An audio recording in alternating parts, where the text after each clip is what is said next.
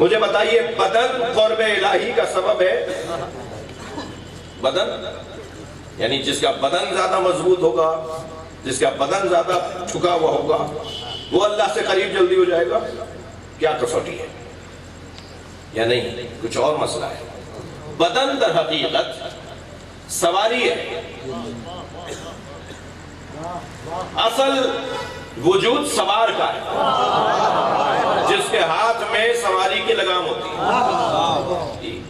گھوڑے کو تصور کر لیجئے، گھوڑے پہ جو سوار بیٹھا ہوا ہے، گھوڑا افضل ہے یا اوپر بیٹھے والا افضل ہے؟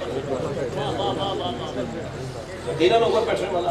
وہ جو اوپر بیٹھنے والا ہے اس کے ہاتھ میں لگام ہے، وہ جب چاہتا ہے روک لیتا ہے، وہ جب چاہتا ہے دوڑاتا ہے، جب چاہتا ہے اس طرح کر لیتا ہے۔ وہ چارہ ڈالے گا تو اسے ملے گا۔ جی جانور یعنی سواری اور سوار، یہ دونوں کا تعلق ایسا ہی ہے جیسے روح اور بدن کا۔ ہماری جو روح ہے ہمارے بدن پر سوار ہے، ہمارا بدن جو ہے وہ مرکب ہے اور روح راکب ہے۔ ہمارا جو بدن ہے وہ سواری ہے اور روح سوار ہے۔ ہماری روح کے ہاتھ میں ہمارا بدن ہونا چاہیے یا ہمارے بدن کے ہاتھ میں ہماری روح ہونی چاہیے؟ بھائی تھوڑا بولو نا، بات کرو۔ ہمارے بدن کے ہاتھ میں ہماری روح ہونی چاہیے یا ہماری روح کے ہاتھ میں ہمارا بدن ہونا چاہیے؟ اگر ہمارے بدن کے ہاتھ میں ہماری روح ہو گئی نا تو کوئی بھی مجلس میں آگے نہیں بیٹھے گا، کوئی بھی مصلی پہ نہیں جائے گا، کوئی بھی حج کرنے نہیں جائے گا۔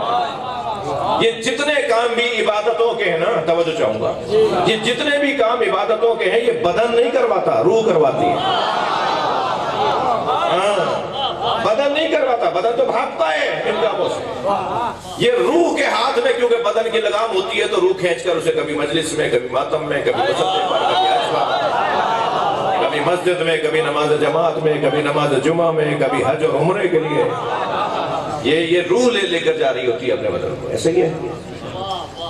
تو کنٹرول ہونا چاہیے روح کی ہاتھ میں، کنٹرول ہونا چاہیے روح کے ہاتھ میں۔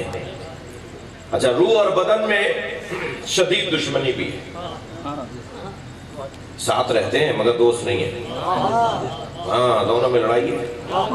بدن کہیں اور جانا چاہتا ہے، روح کہیں اور جانا۔ بدن کی غذا کچھ اور ہے، روح کی غذا کچھ اور۔ بدن کی زندگی کچھ اور ہے، روح کی زندگی کچھ اور۔ بدن کا آرام کچھ اور چیز میں ہے، روح کا آرام کسی اور چیز میں ہے۔ دونوں کی چیزیں ہی، دونوں کی ترجیحات ہی مختلف ہیں۔ ایک پستی کی طرف لے جانا چاہتا ہے جسے بدن کہتے ہیں، ایک بلندیوں کی طرف لے جانا چاہتی ہے جسے روح کہتے ہیں۔ دونوں میں تناؤ ہے، دونوں میں کھچاؤ ہے۔ اب جیتتا وہ ہے جس میں طاقت زیادہ ہو۔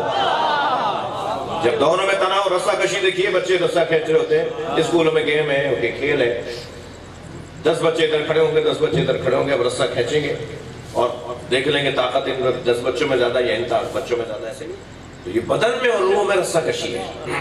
تو جس کے اندر طاقت زیادہ ہوگی وہ اپنی طرف کھینچ لے گا۔ تو اب کیا کریں؟ روح کو مضبوط بنانے کی ضرورت ہے نا۔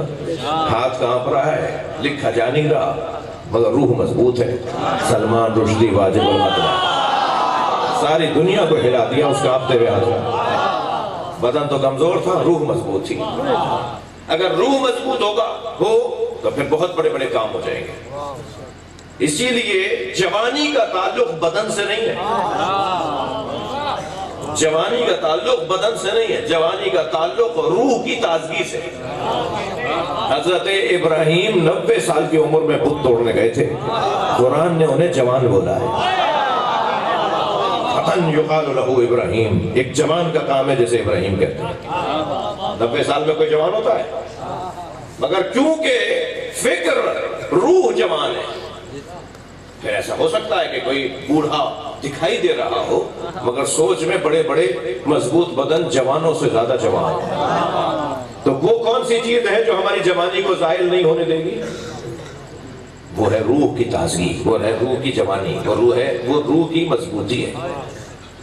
بہت دیر لگا دی میں نے نتیجہ دینے۔ اللہ سے قرب حاصل کرنے کے لیے بدن کو اولویت حاصل ہے، یہ روح کو بدن کو مضبوط اس لیے بنانے کا حکم ہے تاکہ اگر سواری اچھی دوڑ رہی ہوگی تو سوار بہت دیر تک بیٹھا رہے گا۔ سواری تھک جائے گی تو سوار کو اترنا پڑے گا۔ اگر گھوڑا تھک جائے گا تو اسے سستانے کے لیے روکنا پڑے گا۔ ہماری روح سوار ہے، ہمارا بدن اس کی سواری ہے. اگر یہ بدن تھک جائے گا تو روح کو اترنا پڑے گا. اب اس کا تو دل کر رہا تھا 2 گھنٹے تک اور قرآن کی تلاوت کروں، روح کا دل کر رہا تھا میں 2 گھنٹے تک اور قرآن پڑھوں، لیکن بدن تھک گیا تو کام چھوڑنا پڑے گا یا نہیں؟ تو پھر مولا علی دعائے کمیل میں ارشاد فرماتے ہیں قوّ علی خدمتک جوارحی، یا اللہ میرے بدن کو مضبوط بنا تاکہ میں تیری عبادت اچھی کر سکوں. اللہ کی عبادت کے لیے بدن کو مضبوط بنانا یہ ہے ہدف بدن کو پالنے کا. اب صحت بہت اچھی ہے، مسلس بڑے مضبوط ہیں، مچھلیاں بہت تازہ ہیں، اور چال ڈھال اور اٹھنا بیٹھنا ان کا روب داب کے ساتھ ہے، مگر یہ عبادت نہیں کرتا تو پھر اس بدن کا فائدہ نہیں. مولا علی تو فلسفہ بتا رہے ہیں نا مضبوط بدن کا. مولا علی علیہ السلام دعائے کمیل میں فلسفہ بتا رہے ہیں بدن کی مضبوطی کا، کہ بدن کو مضبوط اس لیے بنانا ہے تاکہ اللہ کی عبادت زیادہ کر سکے.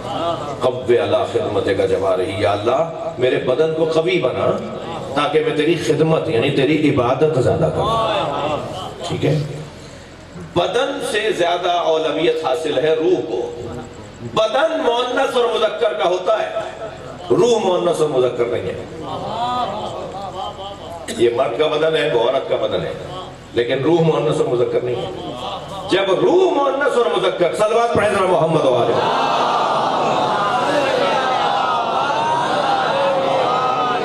بدن نازک ہو سکتا ہے کہ یہ خاتون کا بدن ہے تو نازک بدن ہے، یہ مرد کا بدن ہے تو مضبوط بدن ہے، لیکن روح تو مؤنث مذکر ہی نہیں ہے. اور اللہ سے قرب حاصل کرنے کا جو ذریعہ ہے وہ بدن نہیں ہے، روح ہے.